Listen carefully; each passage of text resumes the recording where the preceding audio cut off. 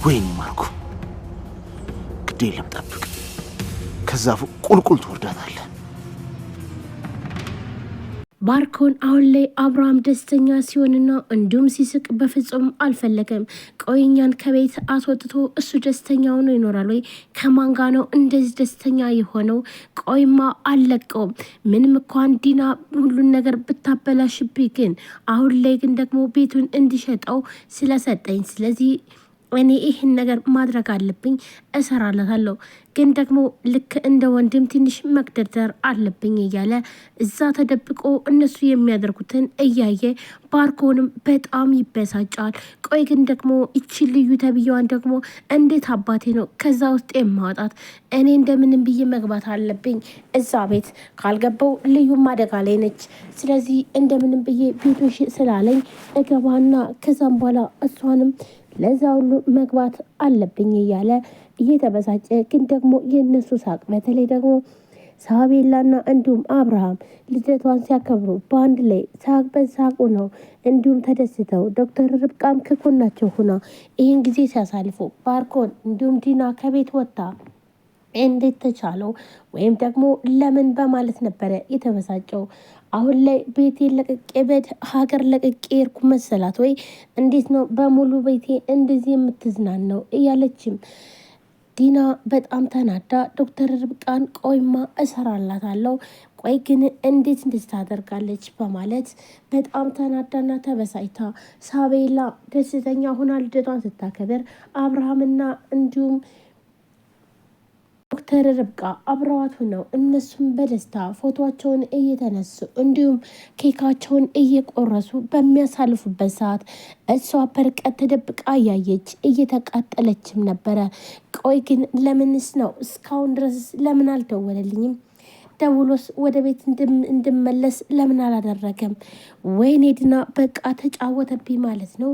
ቆይማ እኔ ሰው አይደለውም እያለች እሷም ደግሞ ከኋላ ተንኮሏን እያሴረች በጣም ትናደዳለች። ዶክተር ርብቃና እንዲሁም ፍቅረኛዋ በአንድ ላይ ሆነው ሲጫወቱ ሲያያቸው በጣም ተናዶና ተበሳጭቶ በቃ ችግር የለውም ግድ የለም አሁን ላይ ፈንጩ እኔ ግን እሰራላቸዋለሁ እያለ ባርኮንም ንዴቱን ቀጥሎበታል። እንዲሁም ዶክተር ርብቃም አሁን ላይ ደስተኛ ሆና ከፍቅረኛዋ ጋር ጊዜዋን እያሳለፈች ነው። ይህ ደግሞ ባርኮንም በጣም ያበሳጨዋል። በህመሜ ላይ ህመም ጨምሩበት፣ ጥሩን አደረጋችሁት። ገና ብዙ ነገር ያልከፈላችሁት እዳ አለባችሁ፣ ገና እሰራላችኋለሁ እያለ ባርኮንም ፉከራውን ቀጥለዋል። እነሱም ግን ደግሞ ፍቅራቸውን እያጧጧፉም ይገኛሉ። አቶ ኤፊሰር ቆይ እሰራላለሁ፣ እኔ አንተን አድርገኝ፣ አንቺ ግን ደግሞ ችግር የለም ቆይ ዋጋሽን ነው የምሰጥሽ እያለም በጣም ተናዶና ተበሳጭቶ እየተናገረም ይገኛል። ባርኮን አሁን ላይ በርቀቱ ነው፣ ግን ደግሞ በተለይ አብርሃም እንደ ድሮ እንዲሆንለትና እንዲሁም ደግሞ ስራውን እንዲሰራም እየፈለገው ዲናም ባርኮንን ቆይ ግን እንዴት እንደዚህ እኔን ጥለኝ ትሄዳለህ? የትን ቦታ ስትሄድ አብረን ነው መሄድ ያለብን። ሲቀጥል ደግሞ ከኔ ውጭ አንተ ብቻን ምንም ነገር ማድረግ አችልም፣ እንዲሁም ደግሞ ላታደርግ ቃል ገብተሃል ብላም ትላለች። በቃ ዝሬልኝ አንቺ አሁን እኔ ስንት የደከምኩበትን ነገር አበላሽተሽብኛል፣ አሳጥተሽኛል ብሎም ይላታል። እና ታዲያ አንተ ምን ትሰራለህ? እንድስ ደግሞ ምን ልታደርግ የርክብ ብላም በምትናገርበት ሰዓት ይኸውልሽ ለማንኛውም አንቺ አበላሽሽውን ስራ እኔ ለማስተካከል ነበር የሄድኩትኝ፣ ግን ደግሞ ያየሁት ቦታው ላይ ማየት የሌለብኝን ነገር አይቻለሁ። በቃ ካሁን በኋላ ምንም ነገር አይደለም፣ ድካማችን ሁሉ ከስረናል በማለት ይነግራታል። ቆይ ምን ተፈጠረ? በማለት አብርሃም በጣም ደስተኛ ሆኖ ስልክም እያወራ እየሳቀ በጣም ተደስቶ አየሁትኝ። አንቺ ምንም አልመሰልሽም፣ አንድ እንኳን እስካሁን አልደወለልሽም። ስለዚህ አብርሃም ትኩረቱ አንቺ ጋር ምንም ነገር የለም፣ በአብርሃም ዘንድ አንቺ ባዶ ነሽ ብሎ ይላታል። አሁን በጣም ተናዶና ተበሳይቶ ስለሆነ ለዲና ምንም አይነት መልስ አልመልስላትም። ዲናም ቆይ ግን ባርኮን ምንድን የተፈጠረው? ወይንስ ደግሞ የት ነው የሄድከው? እባክህን ንገረኝ፣ ምንድን ነው የተፈጠረው? በማለት በተደጋጋሚ ትጠይቀዋለች። ባርኮን ግን ደግሞ ምንም ነገር ለመናገር አልፈለገም። በጣም አዝኖ ተቀምጠዋል። በተለይ ደግሞ አብርሃም እንዴት ደስተኛ ይሆናል? አብርሃም ሲያዝን ነው ማየት የምፈልገው እንጂ በፍጹም እንደዚህ ደስተኛ መሆን የለበትም። በተለይ ደግሞ ዶክተር ርብቃና እንዲሁም ፍቅረኛዋ በአንድ ላይ ሆነው እሱ እንዲጫወትባቸው ስለሚፈልግ ስለዚህ እሱን ከምንም ሳይቆጥሩትኝ በጣም ደስተኛ ሆነው ሲስቁና ሲጫወቱ ሲያያቸው ይህንን ያየው ባርኮን በጣም ተናደደ፣ በጣም ተበሳጨ። ቆይ ግን እንዴት እንደዚህ ሊሆን ይችላል? አሁን ላይ ሳቁ ችግር የለውም፣ ግን ደግሞ እያንዳንዳችሁ ዋጋችሁን ነው የምሰጣችሁ። እኔ ባርኮን አይደለሁም፣ ከኔ ጋር ቀልድ ጀመራችሁ እያለም በራሱ እየተናደደ እየተፈጠረ ያለውን ሂደሽ ማየት ትችላለች። ይኸውልሽ ስራ እንደዚህ ሳይሆን የሚሰራው በኃይለኝነት ሳይሆን በዘዴ ነው። ይኸው ሁሉ ነገር ተበላሽተዋል ብሎም ይላታል።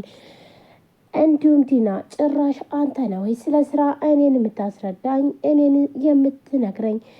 እኔ እንደውም ከምንም ነገር ወይንም ደግሞ አንተ ጭራሽ ከኔ ተሽለ ነው ወይ? አንተ ነገሮችን ታበላሻለህ እንጂ በማለት ለማንኛውም አትጨቅጭቅኝ፣ ከቻልሽ እጅና የተፈጠረውን ነገር ሁሉ ማየት ትችላለሽ፣ እኔን ግን ተይኝ ብሎም ይላታል።